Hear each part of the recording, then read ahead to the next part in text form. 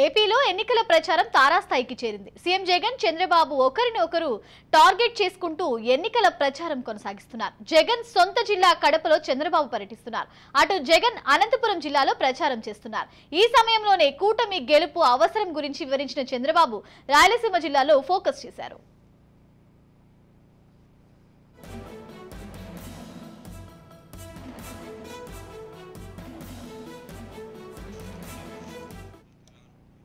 TDP అధినేత Chandrababu CM Jagan లక్ష్యంగా కడపలో కీలక వ్యాఖ్యలు చేశారు. రాయలసీమ రతనాల సీమగా మార్చే బాధ్యత తనదేనని స్పష్టం చేశారు. అసమర్థ అవినీతి ప్రభుత్వాన్ని తరిమికొట్టాలని చంద్రబాబు పిలుపునిచ్చారు.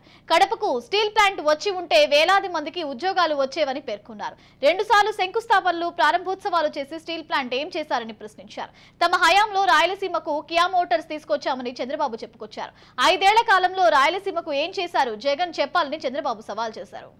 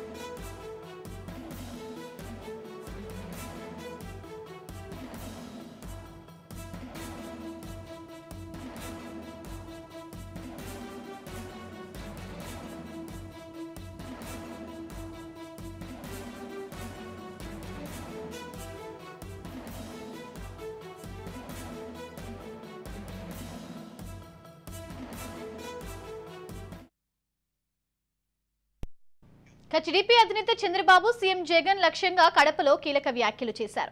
రాయలసీమ రతలాసీమగా మార్చే బాధ్యత తనదేనని స్పష్టం చేశారు. అసమర్థ అవినీతి ప్రభుత్వాన్ని తరిమికొట్టాలని చంద్రబాబు పిలుపునిచ్చారు. కడపకు స్టీల్ ప్లాంట్ వచ్చి ఉంటే వేలాది మందికి ఉద్యోగాలు వచ్చేవని పేర్కొన్నారు.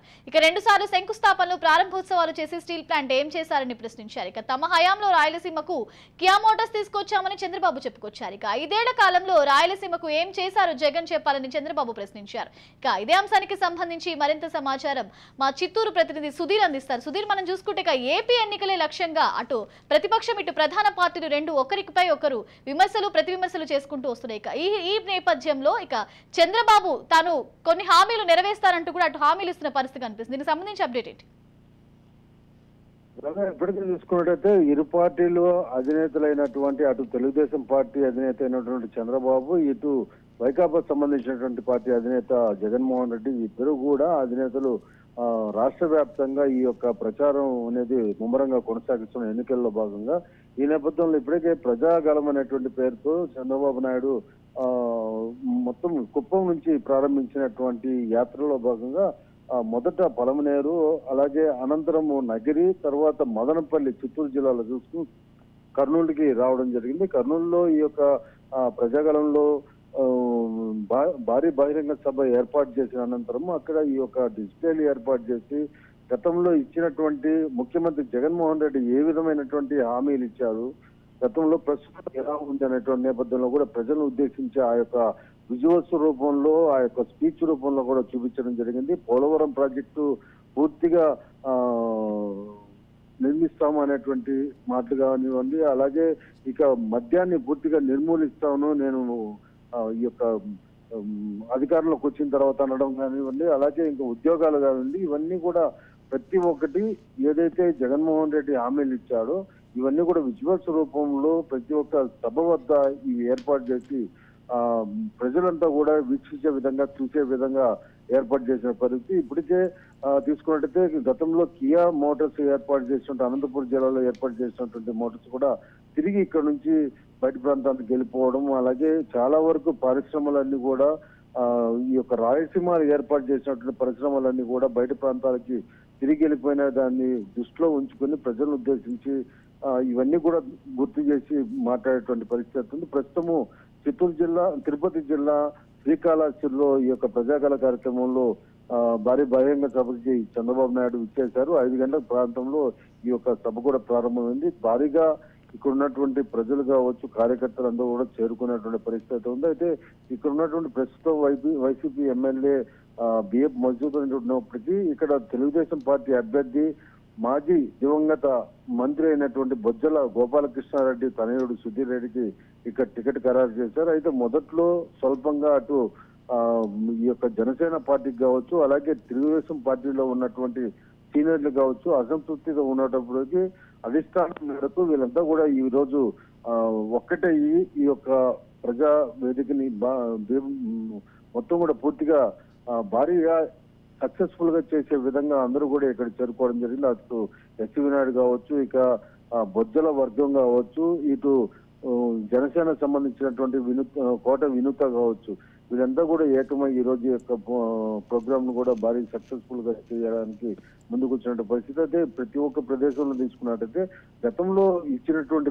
ఇప్పుడు ఉన్నటువంటి జగన్ పరిపాలనలో ఏ విధమైనటువంటి హామీలు ఇచ్చారు, ఏ విధంగా ముందుకు వెళ్తున్నారు, ఇప్పటి వరకు ఏం చేశారు, ఈ యొక్క నవరత్నాలు ఎంతవరకు సక్సెస్ అయింది, నవరత్నాల తర్వాత ఏవేవి ముందుగా అసెంబ్లీలు కావచ్చు, అలాగే ప్రజల్లో ఇచ్చినటువంటి హామీలు కావచ్చు, ఎంతవరకు సక్సెస్ అయినటువంటి నేపథ్యంలో మొత్తం కూడా విజువల్స్ రూపంలో చూపించి పబ్లిక్ కి తెలియజేసేటువంటి పరిస్థితి ఉంది. ఈ నేపథ్యంలో ఈరోజు తిరుపతి జిల్లా తీసుకున్నట్టయితే అటు సూలూరుపేట, ఈ యొక్క ఏర్పేడు, అలాగే ఇంకా శ్రీకాళహస్తికి సంబంధించి ఇక నాయుడుపేట, వెంకటగిరి జిల్లా ఈ యొక్క ప్రాంతాల నుంచి కూడా మొత్తం ఇక్కడ ప్రజలు చేరుకోవడము, తిరుపతి నుంచి కూడా అసెంబ్లీ సెగ్మెంట్ సంబంధించి కూడా అందరూ ఇక్కడ చేరుకున్నటువంటి పరిస్థితి భారీ కనిపిస్తుంది. తిరుపతి శ్రీకాళహస్తి ఉన్నటువంటి వేరీ ఇది ఉన్నటువంటి మండపం వద్ద ఈ యొక్క భారీ సభ ఏర్పాటు చేసినటువంటి పరిస్థితి మనం చూస్తాం. మరికొద్ది సేపట్లో ఈ సభ కూడా ముగించేటువంటి పరిస్థితి ఉంది. అనంతరం రేపు తిరిగి కర్నూలు ప్రోగ్రామ్ లో కూడా నేను హాజరయ్యేటువంటి పరిస్థితి కనిపిస్తుంది.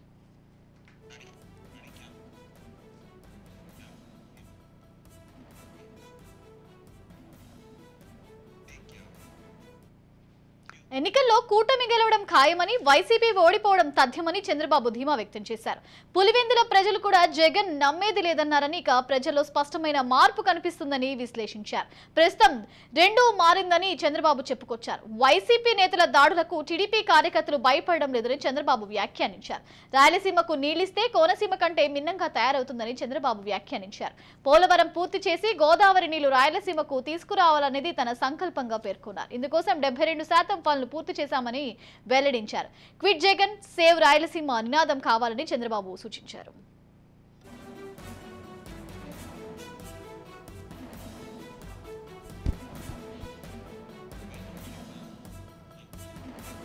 మరోవైపు జగన్ కూడా రాయలసీమలో బస్సు యాత్ర పేరుతో ప్రజల మధ్యకు చొచ్చుకుపోతున్నారు. ఏపీలో ఎన్నికల ప్రచారం హోరెత్తుతుంది. సీఎం జగన్, చంద్రబాబు, పవన్ ప్రచారం కొనసాగిస్తున్నారు. జగన్ ఎన్నికల ప్రచారంతో పాటుగా స్థానిక ప్రజలతో మమేకమవుతున్నారు. పథకాలు, సమస్యలపైన ఆరా తీస్తున్నారు. ఇదే సమయంలో పలు కీలక అంశాలను ప్రస్తావన చేస్తున్నారు.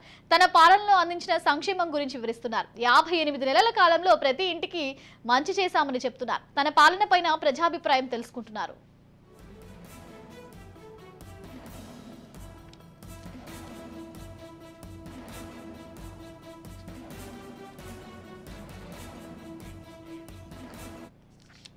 అవసరమైన చోట సరిదిద్దుకోవడానికి సిద్ధంగా ఉన్నామని జగన్ స్పష్టం చేశారు. జూనియర్ కాలేజ్ తమ మండలంలో ఏర్పాటు చేయాలని స్థానిక మహిళలు కోరారు.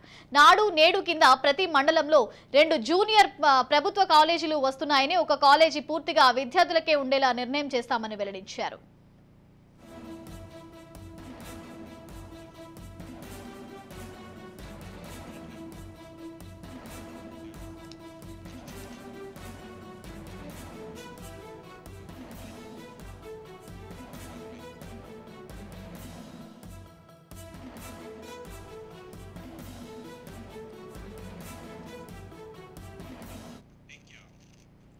రైట్, ఓవరాల్ ఇదే అంశానికి సంబంధించి మరింత సమాచారం మా కడప ప్రతినిధి సుదర్శన్ అందిస్తారు.